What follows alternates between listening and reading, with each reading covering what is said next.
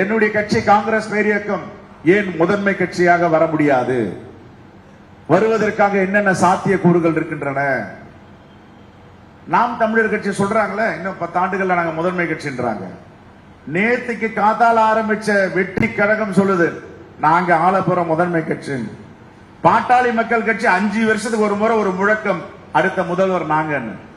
ஆனா நம்ம அப்படிலாம் சொல்ல வேண்டாம்.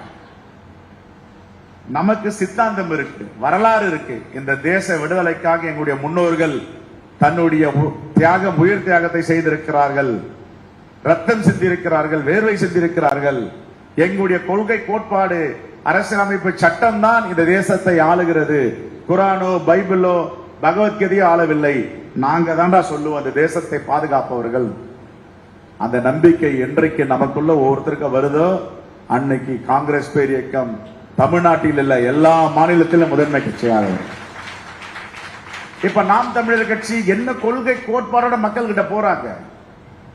நான் இந்த தேசத்துக்கு விடுதலை வாங்கி கொடுத்தேன்னு சொல்லுவாங்களா? ஃபுட் செக்யூரிட்டி, உணவு உரிமை திட்டத்தை நான் கொண்டு வந்தேன்னு சொல்லுவாங்களா? இவங்க எல்லாம் அடுத்த ஆட்சி எழுதுன்றாங்களா? அவங்க ரைட் டு எஜுகேஷன், கல்வி உரிமை நாங்க தான் கொடுத்தோம்னு சொல்லுவாங்களா?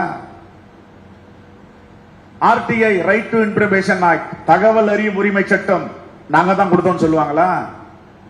100 நாள் வேலை வாய்ப்பு திட்டம், மகாத்மா காந்தி ஊரக வேலை வாய்ப்பு திட்டம், உறுதி திட்டத்தை கொண்டு வந்து நாங்க தான் சொல்லுவாங்களா? கொரோனா பெருந்தொற்று காலத்தில் இந்த தேசமே முழுகி போகும்னு சொன்னாங்க, அழிஞ்சு போயிடுனாங்க.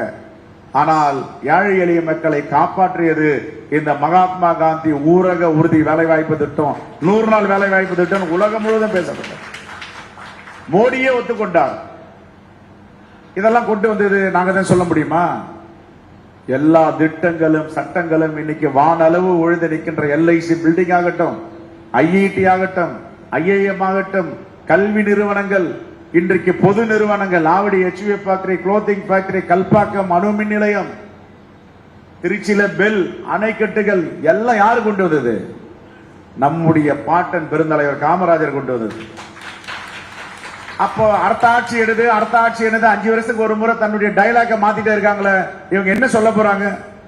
அவங்களுக்கு சொல்றதுக்கு என்ன செய்தி இருக்கு இந்த நாட்டில்? ஆனா அவங்களுக்கு அந்த நம்பிக்கை இருக்கு, அடுத்தது நாங்க தான்றாங்க. அப்ப காங்கிரஸ்க்கு அந்த நம்பிக்கை வரக்கூடாதா? அதைத்தான் என் அருமை தலைவர் பெருமக்கள் உங்களுக்கு எல்லாம் சொல்லிக் கொள்ளுவேன். கட்டமைப்பை வலிமைப்படுத்துங்கள். கட்டமைப்பை வலிமைப்படுத்தாமல், கட்சியை பலப்படுத்தாமல் நீங்கள் எங்கு போனாலும் உங்களுக்கு உரிய மரியாதை கிடைக்காது.